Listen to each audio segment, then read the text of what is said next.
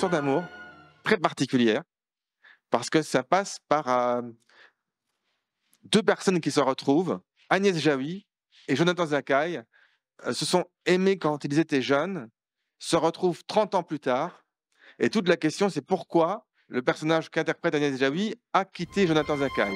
Pourquoi tu m'as invité? Parce que je pense qu'il était temps de rendre hommage à ton talent. Et il t'a fallu 30 ans pour te rendre compte de ça? Et t'as vraiment pas Tout changé. va se dire à travers un cours de scénario, puisque Agnès Jaoui, dans le film, est scénariste, vient donner un cours dans une école qui est dirigée par Jonathan Zakaï. Et donc, on va très vite comprendre que tout ce qu'elle raconte sur le scénario a en fait un lien direct avec leur propre histoire.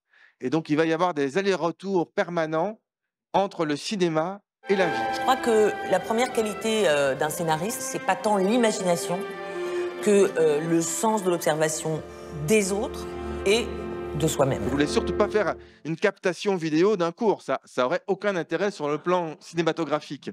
Donc, cette idée que j'ai eue avec le chef opérateur Lubomir Makchev, qui a travaillé notamment avec Abdelkechiche, mais qui a aussi signé l'image de plusieurs épisodes du Bureau des légendes, et puis fait plein d'autres choses, c'était de, chaque fois qu'Agnès Jaoui donne son cours, elle est filmée, comme certaines masterclass sont filmées d'ailleurs, à 3 caméras.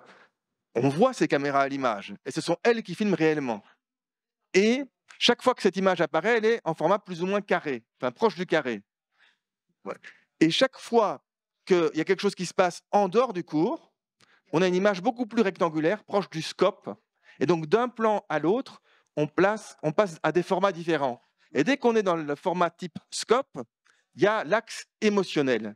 Par exemple, des échanges de regards entre Agnès Jaoui et Jonathan Zakaï, qui est le directeur de l'école et qui l'écoute dans la salle de cours. Pour les personnages, il faut aimer leurs défauts, leurs faiblesses comme leurs qualités.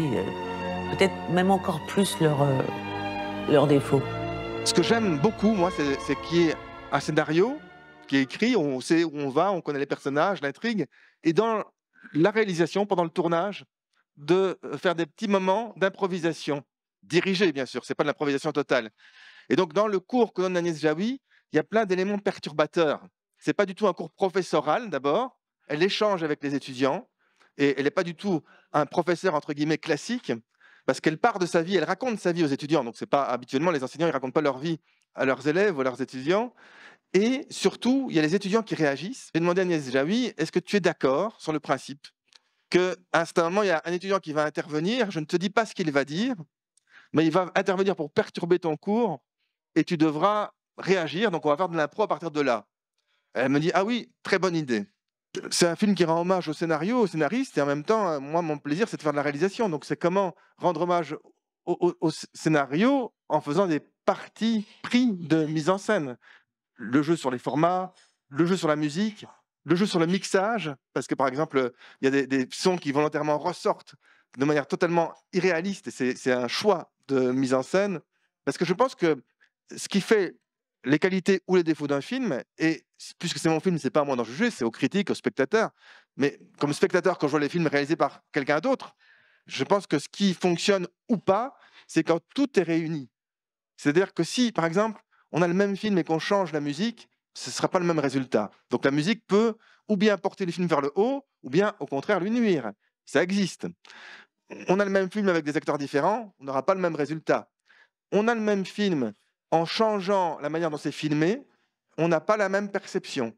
La manière de filmer, je pense, aussi est une manière de raconter l'histoire. Donc c'est à la fois le scénario, la mise en scène, les acteurs, la musique, le montage. Le montage, c'est évidemment essentiel pour le rythme du film.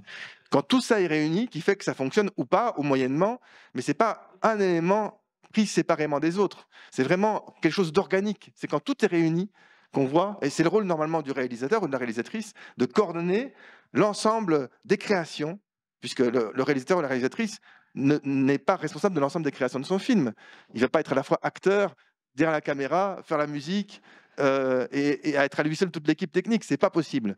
Donc c'est ça qui est formidable dans le cinéma, c'est que c'est un métier avec une équipe où il y a un collectif, et en même temps, un peu comme le chef d'orchestre, il faut qu'il y ait un coordinateur ou une coordinatrice qui permette à tous ces éléments réunis ensemble de faire sens, quand c'est réussi en tout cas, pour que le spectateur soit emporté émotionnellement.